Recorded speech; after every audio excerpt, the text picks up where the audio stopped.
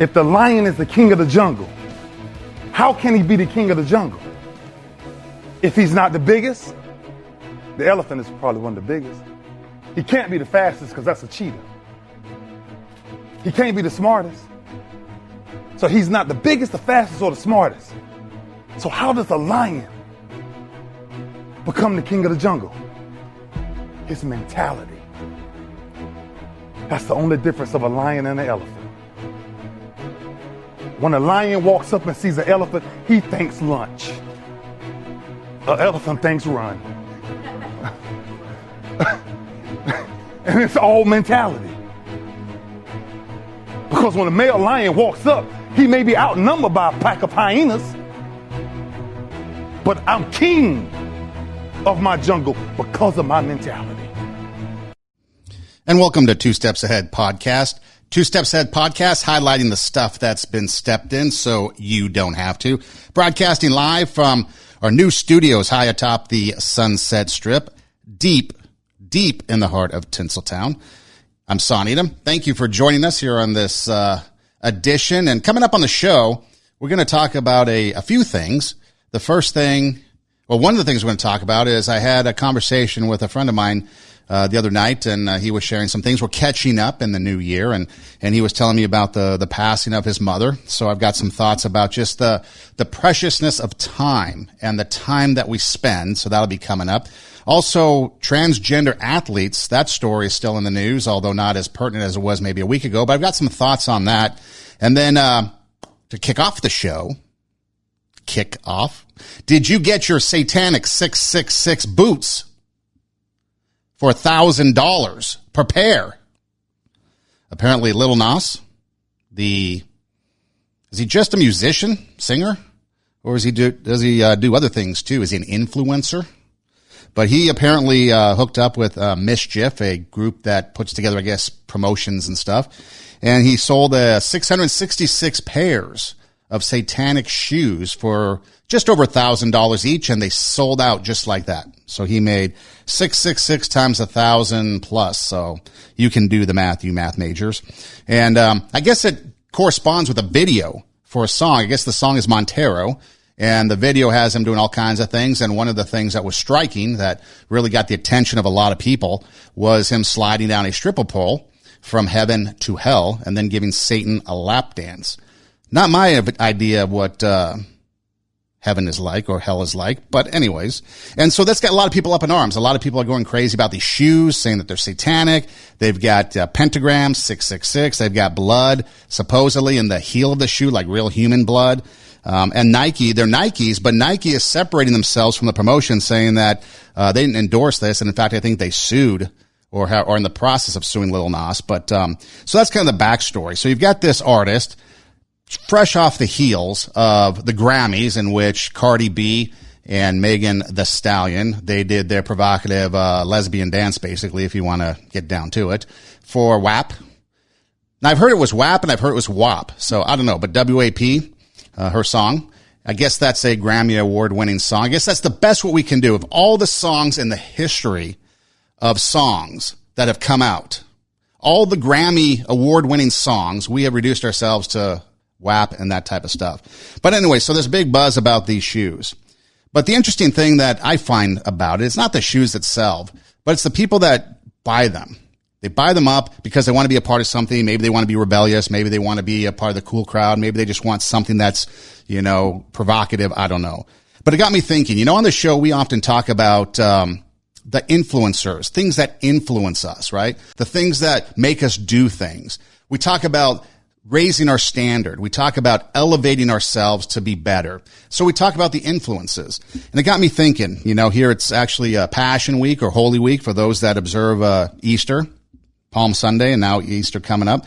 But as we take a look at it, it makes me think about the people that want that type of thing as their influence. Because as I was doing some research and checking on some things, it was interesting to find out that, when you talk about Satanism, because I guess the Church of Satan approved and was celebrating these shoes. And so when you sit there and you start to listen to the people that are promoting this and accepting it and encouraging it and praising it, actually, it makes me wonder, what kind of people are being influenced on them? Because last time I checked, I don't think anything good has ever come from the occult. Nothing good has come from anything that is derived from Satan. So when you look back over the course of things, you see a lot of negative influence on people. And and people might think, it's shoes. It's an innocent thing. It's something that's don't get carried away about it. And it's not the shoes that really matters, but it's the influence of the shoes. It's what we're promoting. It's what we're putting on our feet. And it reminded me of something that a lot of people at one time thought was pretty innocent, maybe a children's game, something you could buy at the toy store maybe. And that's the Ouija board. How innocent was the Ouija board? I don't know if you've ever done the Ouija board. I haven't. But there's plenty of stories of people that have done the Ouija board thinking that it was something that was innocent, something that would be fun, and it turned out that it wasn't. And so I got a story of somebody that told me their Ouija board story, and it's very credible, very trustworthy people. But I found a story that I thought was compelling, pretty simple, pretty innocent as it started out. And I want to play that for you first, and then we'll get into the conversation of where the Ouija board kind of fits into this influencing thing, because it's not the shoes itself. It's not the board itself. It's not the thing itself, or even the artist that puts it out there, because, I grew up listening to 80s music on the Sunset Strip, and, there was a lot of things that people would sing about and put in their act and put in their show, and it's that for show, right? They want to get a reaction out of people. They want to make it so that people will pay attention to them. It's an attention grabber. But the subtlety of it, the subtlety of what comes from it that could affect people in the negative. So take a listen to the story, and then I've got my story for you, and then we can talk about it. So here's a story about a couple that started so innocently enough with a Ouija board, and then from there, what they experienced. I think part of the motivation of getting on the board was being able to get in contact with family, and we were just amazed when it started to work for us. Sometimes I may go on the board maybe 2 or 3 times a day. It kind of sucks you in. I didn't care for it much because they kind of really got into believing it. You guys are really messing around. They would ask you questions like, oh, when will I get pregnant? They really took everything it said seriously. I'd read that it can be dangerous, you don't know what you're calling forward, that sort of thing. But I think once you find that you're getting these questions answered correctly time and time again, your skepticism's gone. You truly do believe. So for about a month, we'd been using the board, having a good time with it. You ready? Yeah. Then one day, we said, is there any friendly spirit here who would like to come forth and communicate with us? And it said no. The room felt different. Something weird going on. We both noticed it, right away. And we said, who is this? It spells out V-O-X. Vox. What are we dealing with? And then all of a sudden, things got really weird. It was out of control, It was scary. We're barely touching it, and it's just moving everywhere. I kept on saying the same stuff over and over and over again. It was all directed to me. He loved me, that Mike was lucky that he was able to sleep with me. I was a porn star. It was weird, sickening, nerve-wracking. It was out of my hands, out of my control, and it was frightening. We said goodbye, and then it spelt out, you will never be rid of me. There's nothing you can do about it. All of a sudden, it started counting down. 10, 9, 8, 7, 6, 5.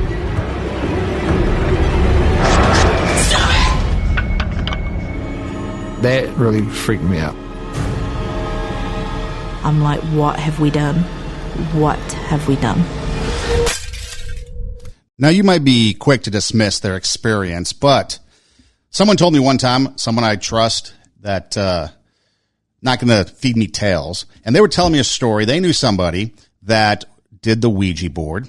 And the Ouija board, when they were a teenager, they would go into the room, innocently enough, like these people, it start out innocently enough, where they're just trying to have some fun, maybe ask some simple questions. You heard in the clip, they were like, hey, is there any good spirits or, fun spirits, whatever it was, that want to talk to us? And then it was like, no. And that's when everything kind of turned bad. But as my friend was telling me the story, this person, they're sitting there in the room and they're doing the Ouija board. And if you're not familiar with the Ouija board, it's this board with some letters on it and some stuff. And you've got this little widget thing that's like the triangle, and you put your hands on it and you ask questions, and then the Ouija board will move around and it will spell out an answer. Anyways, so they're doing the Ouija board, and then all of a sudden it starts to spell out Kill, and then spell out the name of one of the people in the room. Basically, kill so-and-so. And it freaked them all out. So obviously they got rid of the board, never did it again, and ran away from it. But that's the thing that we're talking about here. So when you look at something such as maybe shoes that Lil Nas might be trying to sell, and his imagery on the video that he might be trying to grab people's attention, maybe be provocative. But what's the influence that you're putting on yourself?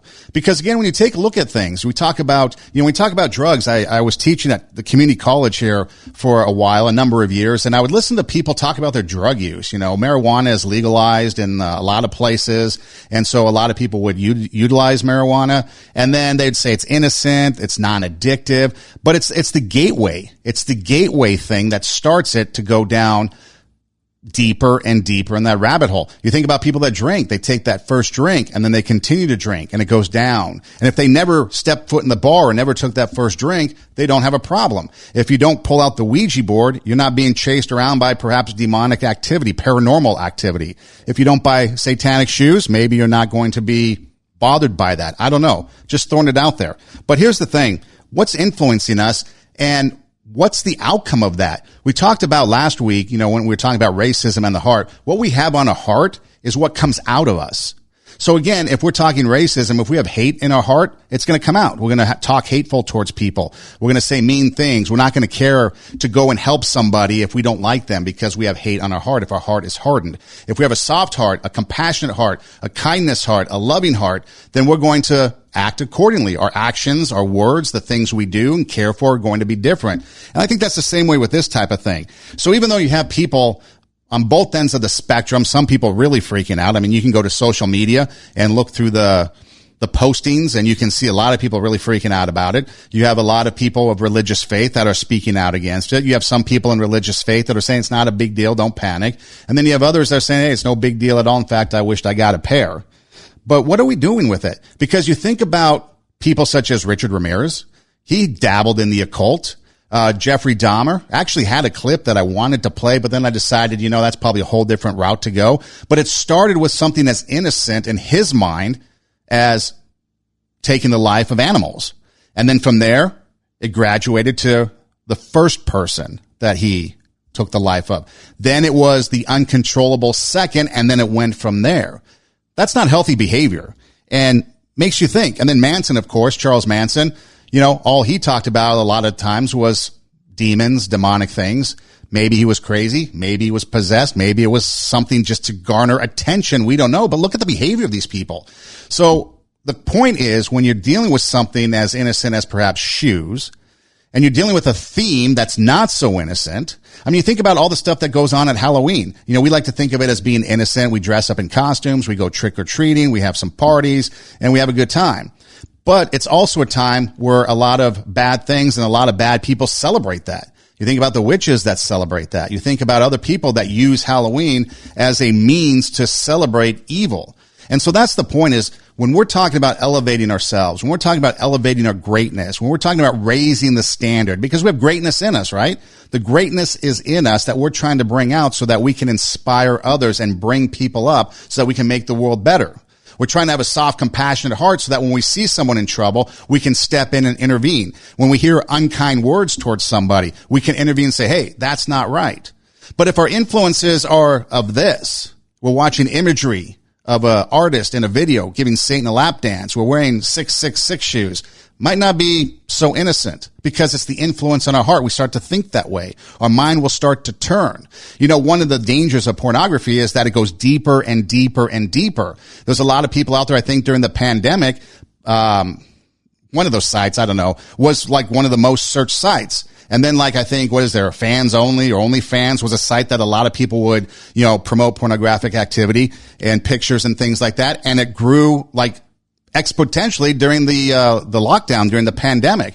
And it starts out innocently. And then you start to get sucked in more and more. And you listen to people that had addictions and you listen to people that went down that road. It gets worse and worse. And what you're used to seeing doesn't satisfy you anymore. So it gets worse and worse. And you need more and more. And that's with anything. That's with when you're drinking, the alcoholic needs more and more. When you're having any type of addiction, it's more. That little bit is not enough. We need more. We need more. So as we're going through life and as we're going through whatever we're going through, the influences on us are going to make us go down that road. So if we have positive friends around us, hopefully that raises us up, right? We have good influences. We go out and make good decisions. We go out and have fun times. But then when we have bad people around us, our influences tend to make us make bad decisions, do bad things. And then what happens? We end up in trouble. So as we go forward and we look at these types of things, because again, remember the Ouija board was something that was supposed to be innocent. It was something that was supposed to be a kid's game. You could buy at the toy shop. Now you got a lot of people with a lot of stories of paranormal activity, maybe demonic activity, like the story we heard, things that aren't very good. So sometimes when we look at it, the innocent might not be so innocent. If you have something to say and you want to talk about it, I've got a couple other topics, but give me a call. 626-676-8972 is the number. 626-676-8972 is the number. We'd love to hear your thoughts on Lil Nas and his satanic shoes. You know, another interesting thing that's been going on, it's been going on for a number of years, is that of transgendered athletes. You know, there's a lot of athletes out there that are now coming out transgendered. And so the conversation has become, should they, especially when it becomes the topic of transgendered women, so men, they were naturally born men, and then they transgendered to women. Should they be able to compete with naturally born women? And so that's the question that's been going on. It started really under the Obama administration, and then during the Trump administration, it kind of went away. But now all of a sudden, under the Biden administration, it's come back. And as I was looking at it and taking a look at the issue, three things came to mind. First, you had the political motivations behind it. You've got people that want to put it in there because they think it's going to get them votes. You got people that want it to take place because maybe they've got money invested in it somehow, maybe through legislation or whatever. They can say that they did this. And so there's other, you know, agendas that need to be served through the political motivation of having transgendered athletes compete. The other motivation is the social motivation. Okay. You've got the social perspective, I guess, not so much a motivation, but a perspective. So you've got people that are transgender. They want to be athletes. And so they want to be accepted into that community. Some of them are outcasts. In fact, a lot of them are. There's the perception of who they are versus the reality of who they are. And there's a lot of confusion too behind it. Because if you think about it, it's an area that is causing a lot of issues. And it's becoming a political issue because there can't really seem to be some sort of understanding. Now, I invited Fallon Fox to come on the show. I actually talked with her, but she said she wanted to maybe listen to the show a little bit, some previous shows, and then she turned out she didn't like what she heard, and so she said no. Now, she's a transgendered MMA athlete. She was a male, transitioned to a female, and then became an MMA athlete. And so she was getting a lot of pushback because there you've got a lot of people were saying you've got a naturally born male turning female, but still male, beating up on women. That strength, that drive, all the differences between men and women. And then there was some rumors going around about that she was, you know, breaking skulls because her hit was so powerful. Whether that was true or not, I don't think so. I couldn't find anything on that. So probably just rumor, but you never know the damage that could be done because there is a difference, you know, physiologically between men and women. But the important thing, or the more important thing that I want to look at is the personal thing. The personal thing when it comes to the individual athlete. You take the political nature out of it. You take the social nature out of it, and you bring it down to the person. You've got an athlete that's sitting there trying to compete. And let's take track for an example, because that tends to be the biggest sport that affects, I guess they call them cisgendered now. Cisgendered meaning that you are a naturally born woman. So you're a cisgendered woman and you're an athlete and you're competing. And so you're out there training, you're out there working out, you're sacrificing, you're dedicating yourself to the workout because you want to achieve, you want to win, you want to be the champion because you have a heart of the champion, you have a champion's mindset. And so you're going out there and you're competing. You're a transgendered athlete. You've got the same motivations. You want to compete. You want to win. You're out there dedicating yourself to winning, to being a champion. The heart of a lion is in you. The heart of a champion is in you. No doubt about that. And so we look at it from that perspective. There's both athletes trying to accomplish the same thing, win. But then there's the other side of it from the natural woman's perspective. And here I've got a clip from somebody, I think it was a couple years ago, Selena Soleil. She was a female track star in the state of Connecticut, and she was amongst the top 5 in the state in track. And then all of a sudden, these 2 transgendered female athletes were allowed to compete, and it changed the nature of women's track in high school in Connecticut a couple years ago. And this was her perspective on what she had to say.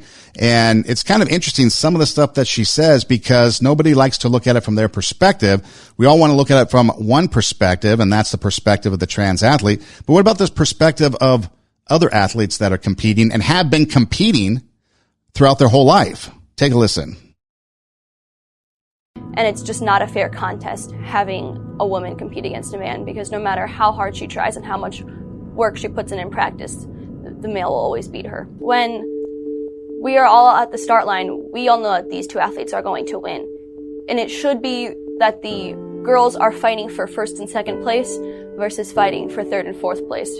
Because in a given race, us girls, we will switch on and off with winning. It's not always the same girl each time, but when these 2 athletes participated, it is always one of them who is winning the race.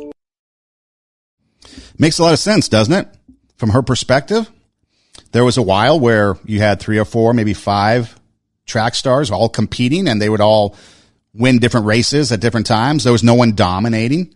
And then 2 trans athletes, they win every time, and they go into the blocks knowing they're going to lose. Not because they didn't train, not because they didn't dedicate themselves to the workouts, not because they put in blood, sweat, and tears. It's biology. But then on the flip side, you've got these trans athletes wanting to compete. They identify as female, so they want a place to compete. Where's the balance? Where's the communication? Where's the dialogue of understanding? Because there's a lot of confusion that goes into this. It's understanding and confusion that we're trying to figure out. We want to understand, but yet there's a lot of confusion, yet there's no dialogue. Like one person doesn't want to come on because she doesn't want to talk to me about it. She assumes I have a point of view. And all I want to do is start a conversation, start a dialogue about it. But we can't, because all we want to do is preach to the choir. We want the pats on the back, people telling us, hey, I believe in you. I'm on your side. Good job. I'm going with you. We don't want to hear the other side. That's what it's come to in America today. We only want to listen to one side. We don't want to communicate.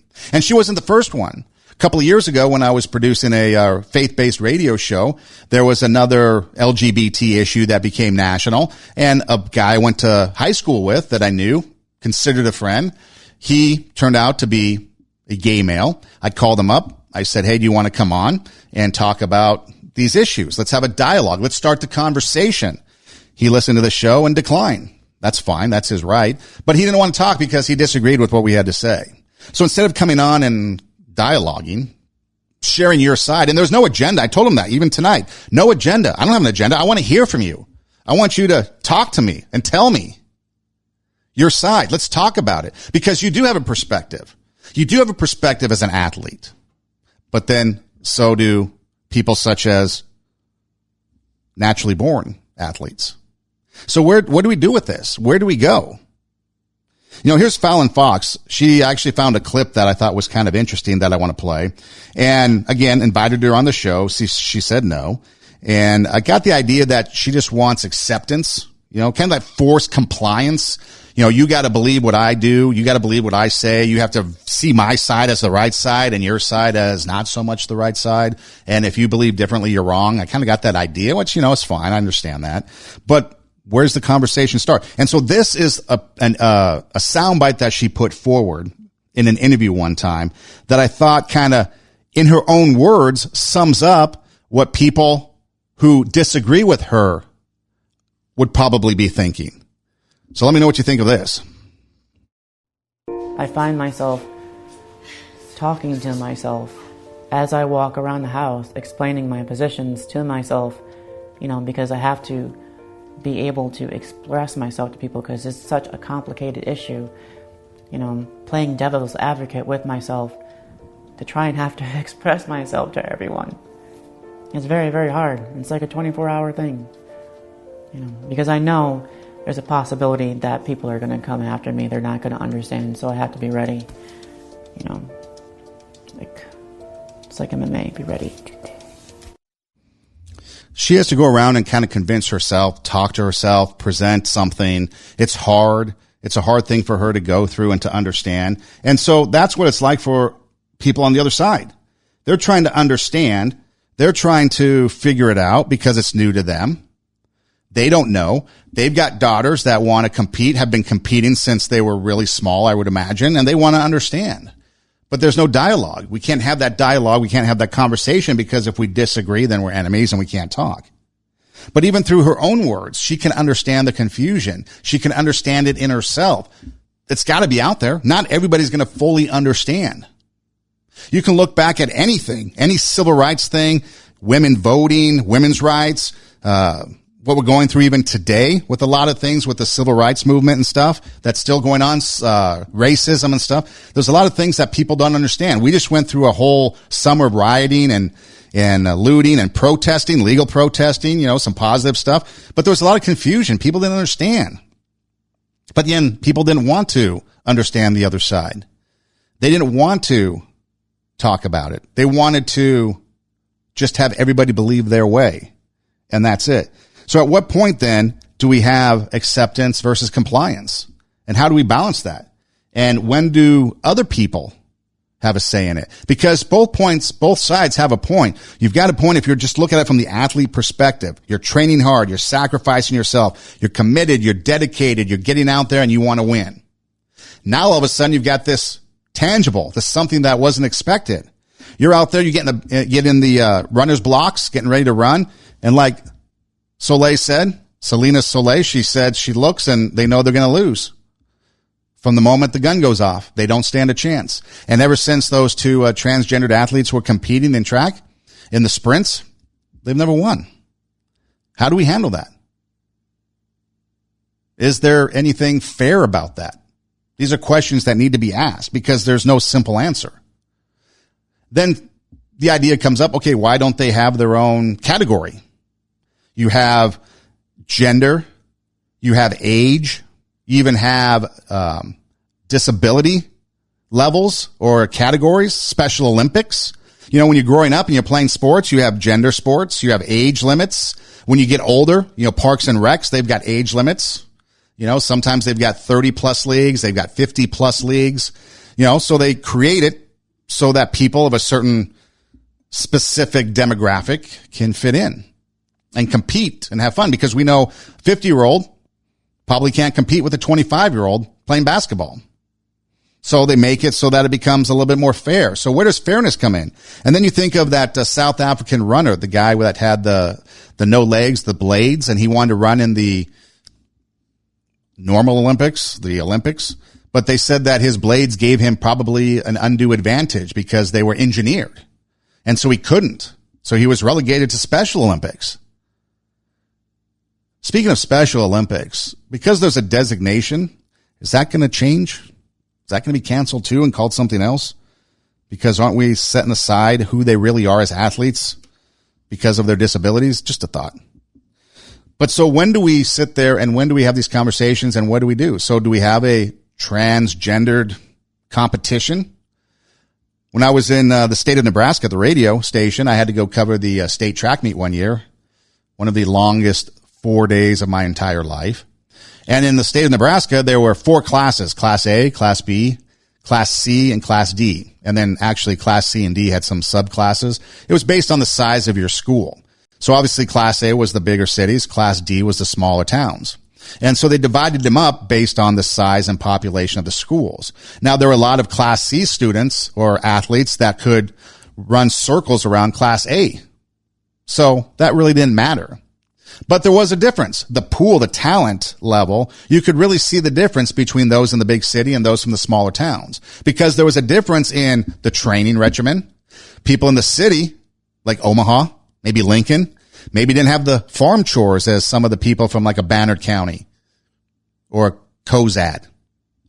Makes a difference when you have to go do the chores versus you can spend the extra 30 minutes in the weight room or the extra 30 minutes in practice trying to get better, working on your footwork, whatever the case may be. And so there's a lot of things that don't make the answer simple, and it's not black and white. We like to make it a black and white issue, but it's really not a black and white issue. There's a lot more to it. And then we take a look at something that is outside. Let's take it outside the competition. How about into the real world? I discovered this clip on social media. There was a lady, transgendered woman, complaining about stuff going on at the airport, but this is a non-athlete, but this is real world. And this is what happens in the real world when she goes to the airport. This is something I never would have thought of, but you can understand people's confusion when someone like her walks through the airport, especially comes to TSA and checking. Can we talk about how horrible it is to travel while being transgender sometimes? I always have immense anxiety leading up to going through security. And this being said, I totally recognize the privilege of having all of my documents correct. So the gender marker on my license, for example, says female. But going through the scanner, there's a male scanner and a female scanner in the TSA checkpoint. And looking at me, you know, I look like a woman and I am a woman, so that's great. I love having cis-assuming privilege when I feel unsafe, such as in an airport. But going through the scanner, I always have an anomaly between my legs that sets off the alarm. And so she asked me if I had anything in my pants, and I told her no. And she's like, well, maybe it's just like the metal on your shorts, so let's scan you again. So I did, and then it set it off again. And I was like, look, I'm trans, just pat me down. And her solution was, do you want to be scanned as a man instead? I didn't, but I ended up doing it, and then my boobs set off the scanner because, of course. So I tried to make a joke of it. I was like, oh yeah, there's a lot of plastic in there, it's fine. So then she was like, okay, well, we have to pat you down. And she was like, do you want a man to do it? I said, no, absolutely not. So here's someone who is trans and has an anomaly between her legs that sets off the scanners. Why wouldn't it? TSA, their sole purpose is to keep everyone safe. If there's an anomaly, we need to check that out, don't we? Make sure it's something that isn't going to take down a plane. I mean, after all, we did have an underwear bomber one time. We did have a shoe bomber at one time. So that's the reason why TSA is doing some of these things. So then they like, okay, so you're trans. Now let's, I guess, screen you as something else, a man. Now there's more anomalies. Now TSA isn't aware. I don't know if they're trained in this. I don't know what they're doing. Their sole purpose is to keep us safe flying. The sole purpose is to keep her safe flying. And I can feel a sense of frustration in her, and I can understand that. Who likes TSA? I've flown recently a lot, and, you know, TSA, they're annoying, but they're doing their job. You know, flight attendants, on the other hand, that's another story. They're tending to get a bit lazy. In fact, the last plane flight I was on, I had a flight attendant sacked out in the last row. They don't do anything on flights. But I digress. So TSA is there to make us safe, keep us safe, because we've had experiences in the past that we've learned from that say we need to watch out for these things. And so, sure, I understand her frustration, but it's also like, you got to understand that their job isn't to make sure that your feelings are okay. They're there to make sure we're all safe. And so, again, the confusion there, even in that situation outside of the athletic competition, how do you handle it? How do we go about and get everyday life? Because it is a small percentage of people. If you live in Los Angeles, West LA, you know, you might come across them more frequently. But if you're in Middle America, you might not. If you're on the East Coast or maybe Florida, maybe a little bit more. But if you're in North Dakota, maybe not. So again, it's not something to be offended about because TSA is trying to do their job. It's something that they're trying to do, and they tried to accommodate. That's the other thing. They tried to accommodate the gal going through the screening process. but it's not an easy thing. And so when there's no easy answers, and I think this is the perfect example of a complex issue. When there's no easy answers, what do you have to do? You have to talk about it. You have to sit in dialogue and try to understand and try to come up with something, but nobody wants to. Nobody wants to because they just want compliance over understanding. And that's what makes it difficult. That's why you get the pushback. And then no one wants to understand the athletes that have gone down and practiced and worked out and spent their life trying to get to the state championship for their high school. Maybe they're working on a scholarship. You know, in one of the clips, I think it was before Selena Soleil's clip that I put, you know, she was talking about that she was always a top 5 runner, top 6 for sure. And the top 6 or top 5 would advance to state. She was in regionals, I guess. And with these 2 transgendered athletes, once they entered the competition, it bumped her down to like 7th and 8th and she missed out.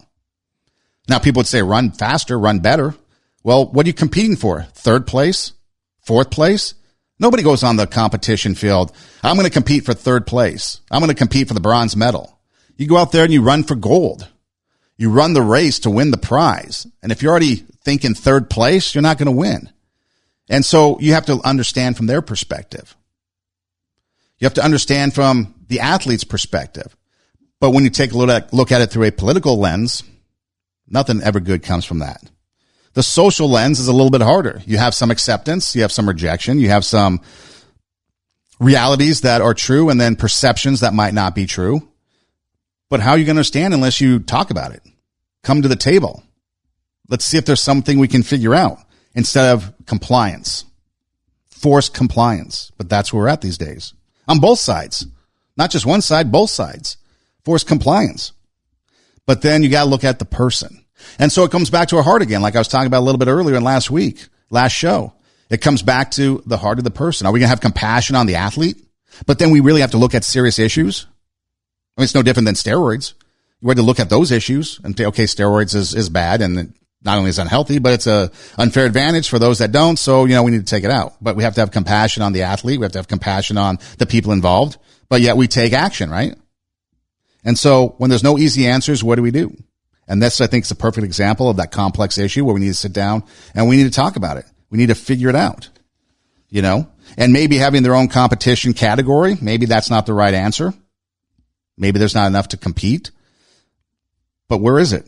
Where is the fairness in competition? Because after all, competition is all about rules and fairness. When you're talking about sports, rules are there to make things fair. Rules are there to make the competition equal. And in this case, is it really equal? Are the biological differences enough to give someone an advantage? And now the debate goes on from there too, because in other videos such as Fallon Fox, she talks about that, you know, how taking the hormones and stuff breaks down the body. But you can go and do the research and you can check for yourself and you can come up with your own opinion. The other thing too that's interesting is you should, if you have some idle time, take a look at all the men versus women competition. The records, men versus women, world records, weight issues as far as pumping iron, the weight records. Serena Williams playing a male athlete in tennis. She could whoop my ass pretty quickly. Straight set. I'd get 6-love and be done. But when you're against somebody that's playing the sport, it's a little different story. And so what it comes down to is we have to make sure that we're just compassionate in our dealings and have understanding, but yet then have truth. Speak truth in the manner as well. You know, the final thing I want to get through tonight is time is precious. I had a conversation with a friend of mine the other night, and his mother had been ill for a long time, and he actually dropped out of school. I met him through the college. He actually dropped out of school and had to take care of his mother, was a couple classes shy, maybe even a math class shy of completing his AA. And I know a lot of students that have had to kind of drop out and help, but this guy had a lot of talent, a lot of ability. You know, he was going to do a lot of things, but he put his life on hold to take care of his mom. And then I guess his mom passed away a couple months ago. And so he finally got the opportunity to, tell me about it and share and talk a little bit. But it got me thinking, you know, time is precious, and what we do with our time is even more precious. You have to remember that time is a gift, not something you're entitled to. And no matter how hard you try, you can't control it. There's no making it go backwards or stopping it. The only thing you can do is choose how to spend the time you're given. You don't know how many more days or years you have, so make sure you're celebrating every moment you get. If there's one thing we've learned in the last year is that life is not a given. We can't take life for granted. In a blink of an eye, we could be gone. We've all learned that. We don't have time sometimes like Carlos to spend with his mom and take her to the doctors. And even though it was a sacrifice, he enjoyed those times. He relished those memories. Sometimes it's taken from us immediately. But what do we do with our time? What do we do to make it precious, to cherish the moments? Because oftentimes we like to have a plan, right? In 10 years from now, this is where I'm going to be. We're always obsessed with the future. Where are you going to be in 10 years? Where do you see yourself in 20 years? I can't see myself tomorrow what I'm doing. I hope I just wake up. Because we don't know. And so we got to take the most and enjoy life. We got to enjoy the simple things. You know, the stop and smell the roses. Again, something very simple that's often dismissed. But yet again, there's a lot of value in that. You know, the little moments, you know. As I get older in life, my parents' age, and those friends and relatives and family members and so forth that are now my parents' age, you know, every time we get together for a holiday or something, you start to think, I need to cherish this moment and cherish this holiday because this could be the last time we're all together. We don't know, but it could be. When you're with your friends, it could be. Is that argument really worth it? Is that dispute really worth it? Maybe some cases it is. But in other cases, is it really worth it? Do we like to take life for granted? Or do we enjoy the simple pleasures? That was one of the things that I enjoyed. Again, I was talking about flying earlier and how the flight attendant was sacked out in the back and another flight attendant was on her phone and another one was reading a book. And, you know, I'm sitting there with my mask on and they're yelling at me from their back of the plane.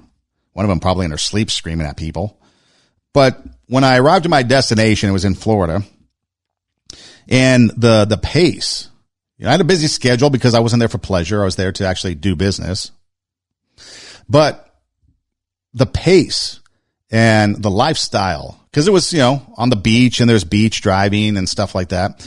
And it just made it where even though the busy schedule and the hectic schedule and the driving and having to get there for this meeting and go there for that, it was just nice to enjoy something. And when you live in the same place for most of your life, you can become complacent.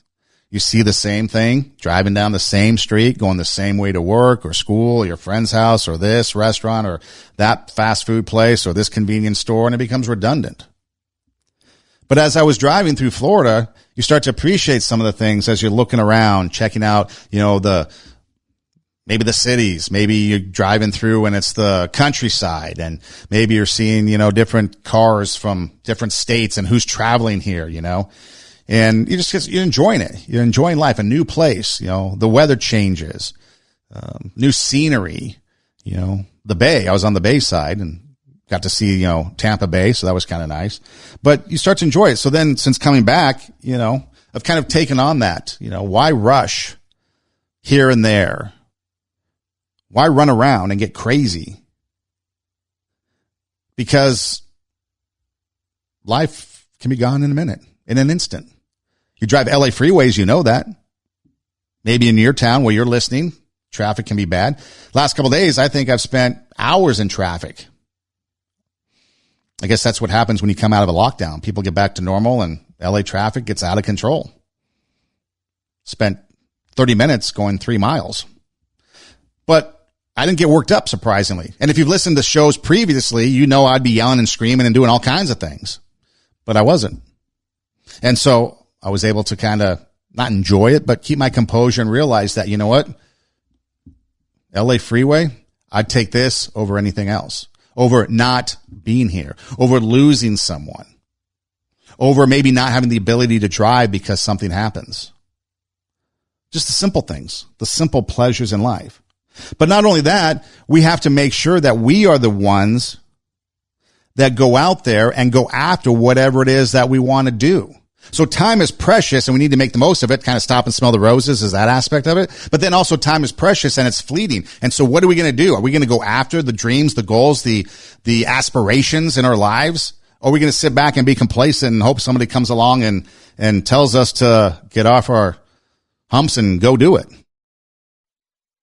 It's very, very simple to get what you want, but it's not easy. It's your job to make yourself do the crap you don't want to do so you can be everything that you're supposed to be. And you're so damn busy waiting to feel like it. And you're never going to. Ever. No one's coming. No one. No one's coming to push you. No one's coming to tell you to turn the TV off. No one's coming to tell you to get out the door and exercise. Nobody's coming to tell you to apply for that job that you've always dreamt about. Nobody's coming to write the business plan for you. It's up to you. It's up to you. No one is coming. How many of us spent COVID lockdown binge watching Netflix and getting fat? I was one of them. I didn't really binge watch too much because there's a lot of crap out there that I don't like. If you're just tuning in, you can go back to the first part of the show when I post it and you can hear a little bit of that. But what did we do with our time? Did we do stuff? Now, for me, one of the things that I did was I just got fat, but I pursued my podcast, pursued what I'm doing, made sure it didn't die, made sure it continued on. In fact, got out there, did shows from like the Santa Monica Pier, the Hollywood sign, places of interest because I thought it would be fun and we could do it. And so I didn't just idly watch and binge watch a lot of stuff, but I was active in this, but I didn't go out and exercise. And all that weight that I had lost in 2019, I gained it all back. I should have been motivated to go out and do it. No one's going to tell me to do it. So that's what we got to do. If you have goals, if you have ambitions, if you have something you want to do, nobody's going to come knocking and say, hey, what was it in Greece? If we had a guardian angel to tell us what to do, not going to have a guardian angel tell us what to do. We need to get up and we need to go do it because time is precious, because time is fleeting, because in the blink of an eye, we can either be gone or time flies. How many of us, as we get older and we listen to the older generation, they sit there and say, man, time really flew. I can't believe it's been 30 years, 40 years, 50 years since this happened, since I got married, since I was in high school, since college graduation, since I met my best friend, since we made that road trip here, since we did that thing. Time flies. You look back and you think, what did I do? I never accomplished those things that I wanted to do. And so it's a combination for me. It's making sure that I make the most of every opportunity. It's pursuing my passion, taking my passion, making it happen, letting myself be great. And it's also enjoying the ride. That was one of the things I didn't do when I was younger, when I was in Iowa. My first radio job, I was so ambitious, I wanted to get in and get the hell out of there. Get on to the next thing, get on to the big thing, right? And I could have enjoyed the ride a little bit better. And I had many people tell me that when I was going through college. Enjoy the ride because life goes quick. A lot of older people I was working with. Life goes quick. Enjoy the ride. Some of these people are 10, 15 years older than me, and that's what they all said. Now, sometimes I took it to heart, but in this case, I didn't because I wanted to get to the big time. Win that Marconi. Enjoy the ride.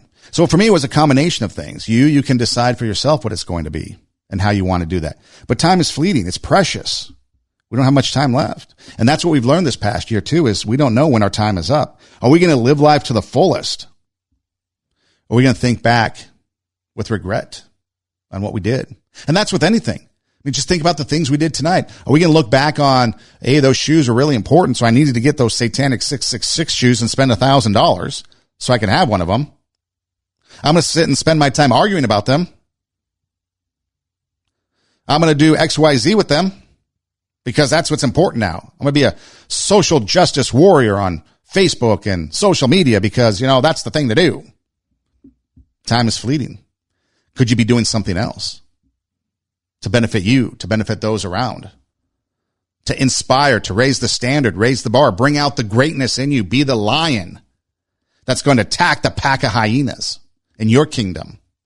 Have that mindset of a champion that we often hear about.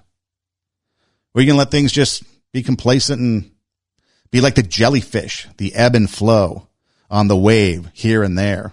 And wherever life takes us, that's just where we're going to be with groovy, man. It's up to you. It's up to you to decide what you want to do with it. What I want to do is I want to make the most of it. I want to take my passion, make it happen. I want to let myself be great, whatever that greatness might be. I want to bring out that greatness so that I can inspire others to do great, so we can raise the standard, so that we can sit and have dialogue with people we disagree with without getting into a fight, so we can come up with solutions, so we can come up with things to make this world a better place, because right now we're going to hell in the handbag. It ain't no Gucci. It's a knockoff from the inner city that I got one time because I got suckered. Don't get suckered. But that's what we got to do. We got to get out there and we got to make sure that we're doing the best that we can and make the most of it so that we can be whatever it is that we want to be. We got to get off our cans and go do it, because no one's coming. No one's coming to tell us to turn off that TV. No one's coming to tell us to hit the gym. Although we just spent a year having people tell us not to hit the gym because it was closed. But we got to do it. We got to get that inspiration in us. We got to light that fire in us. Crank up the doors. Light that fire. Get motivated. It's a new year. We've got things opening. I don't know where you're at, but I'm at in LA County. We just went, I think, to orange. I think we get more freedom. Like a little George Michael. But we got to do that. And so time is fleeting. Make the most of it. Take your passion. Make it happen. Let yourself be great. See what you can do to inspire others. See what you can do to help others. And if we do that, maybe this place won't be so bad for the rest of the time that we're here. Because after all, it's up to us. Up to us as people to come together. This is 2 Steps Ahead Podcast. 2 Steps Ahead Podcast, highlighting the stuff that's been stepped in. There's been a lot of stuff stepped in. But that way we talk about it so you don't have to. Maybe you learn a thing or two, avoid some of the pitfalls, or maybe you learn a thing or two to help you succeed. If there's something that you would like to share, love to hear your story, your feedback. You can email the show, 2stepsaheadpodcast@gmail.com. Love to hear your thoughts on the show, any comments you might have. You can find us on Instagram, 2 places. The first place is the show Instagram at 2 Steps Ahead Podcast, TWO, 2 Steps Ahead Podcast. There is a link in the bio. It's a Linktree link. You can click it. Some options come up. You can listen to the show on pretty much any place you find a podcast, Apple Podcasts, Spotify, Pandora, wherever. You can Google search it, 2 Steps Ahead, TWO. Google search 2 Steps Ahead Podcast. We pop up. Hey, Siri. Hey, Alexa, play TWO 2 Steps Ahead Podcast. We pop up. If you go to mine, at Edem Rocks, EIDEMROCKS, EIDEMROCKS. I've got a same thing, a link in the bio. You click it. Some other options come up. We've got YouTube. You can watch videos of the podcast on YouTube, on IGTV. You can also swag shop. Got some cool swag. Just click the swag shop and you can go there and see all kinds of cool swag with all kinds of different varieties, colors, sizes, a lot of cool stuff.